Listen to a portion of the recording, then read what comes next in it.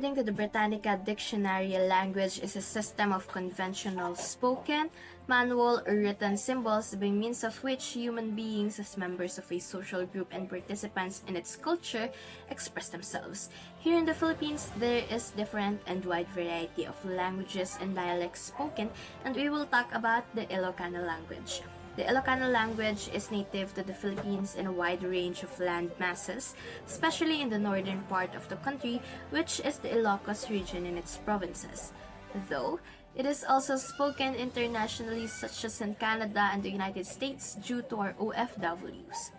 According to the 2005 UNSD, the language user in the Philippines is 6,370,000 and its ethnic population, according to the 2010 census, is 8,070,000. Ilocano is spoken in northern Luzon, central Luzon, and a few parts of Soxargen region in Mindanao. Just like any other language, the locals communicate with others using this language in every circumstance. Ilocano is used in public schools, mostly in the Ilocos region and the Cordilleras. Knowing that Ilocano is the third most widely spoken native language in the country and is spoken by millions of people, its diverse influence just keeps growing. This simply indicates that the Ilocano language is already being recognized and noticed. And this means that both locals and Filipinos have adapted to using and learning the language. The different factors and criteria to consider if a language is dying or thriving. However, some indicators of language vitality are the following.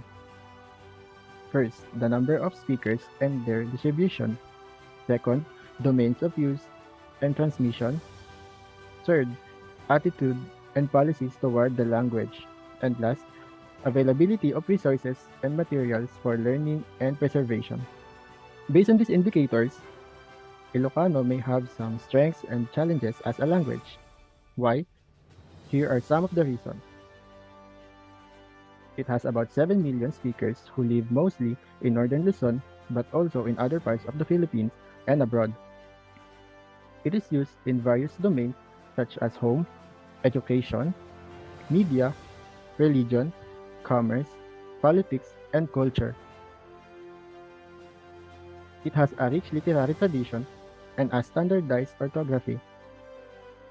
It faces competition from other languages such as Tagalog or Filipino, English, and Spanish. It may suffer from negative stereotypes or low prestige among some groups.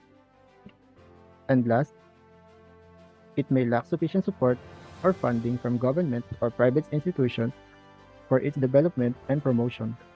Based on these indicators, therefore, Ilocano may not be dying, but it may need more efforts from its speakers and advocates to ensure its survival and growth in the future. Language and culture are closely related to each other. Language is a way of expressing and communicating the culture of a particular group of people. It also reflects the beliefs, values, traditions, and habits of a culture. The Ilocano language reflects the culture of its speakers in various ways, such as language. First, it has many words borrowed from Spanish, Chinese, Arabic, and other languages because of historical contact and trade. Words borrowed from other languages reflect the culture in Ilocano by showing the historical and cultural influences that shape the language and its speakers. First, it has these borrowed words show how Ilocano culture is a blend of different influences that shape its history and identity. These borrowed words. Second, it has rich oral literature that includes epics, folktales, proverbs, riddles, and songs that express the beliefs and worldview of the Ilocano. Songs in the Ilocano language are still being played today, especially in the streets of Ilocos region.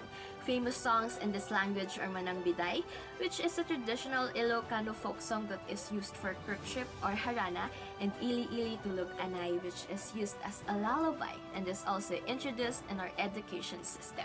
Biyag ni Lamang is also a famous poem that is a pre-Hispanic epic poem of the Ilocano people in our country. Lastly, it has a complex system of honorifics that show respect for elders, social status, and kinship relations. Ilocano honorifics are words or prefixes that show respect for elders, social status, and kinship relations. Some of the examples are manong and manang, which are used to address older siblings or cousins. Uncle and auntie are borrowed from the English uncle and auntie for people who are the same age as their parents. Tatang and nanang are father and mother in Ilocano but are also used for grandparents.